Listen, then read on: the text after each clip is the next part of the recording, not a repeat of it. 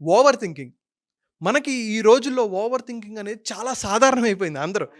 చేసే పని తక్కువ గానీ, ఓవర్ థింకింగ్ మాత్రం విపరీతంగా వస్తాయి. మనందరికీ తెలుసు.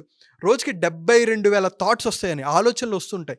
దీనివల్ల ఏమైనా ఉపయోగం ఉందా? మనం ఏదైతే పని చేయగలమో, అది చేయగలిగే ఎనర్జీ మొత్తాన్ని ఈ బ్రెయిన్ లాగేస్తూ ఉంటుంది. ఎప్పుడైతే మనం ఓవర్ థింకింగ్ చేస్తున్నామో. సో, మీరు చిన్న చిన్న వాటికి కూడా అతిగా ఆలోచిస్తున్నారా?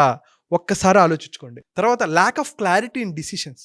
ఇది ఉంది, ఇది ఉంది. నేను ఏ పని చేయాలి? చాలా మందికి కన్‌ఫ్యూజన్‌లోనే జీవితం బతికేస్తుంటారు.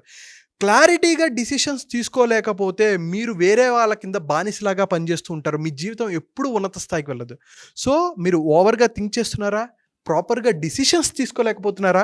Poor memory.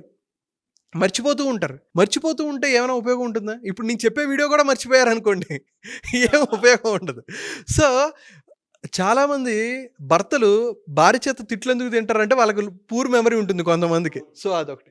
Inability to visualize goals. మనం ఏదైనా సాధించాలంటే ప్రాపర్‌గా విజువలైజ్ చేసుకోవాలి. విజువలైజ్ చేసుకుంటే ప్రాపర్‌గా మేనిఫెస్ట్ చేసుకోగలం. మేనిఫెస్టేషన్ చేసుకుంటే అద్భుతమైన లైఫ్‌ని మనం లీడ్ చేయగలుగుతాం. దానికి ఈ జ్ఞానముద్ర చాలా అద్భుతంగా ఉపయోగపడుతుంది.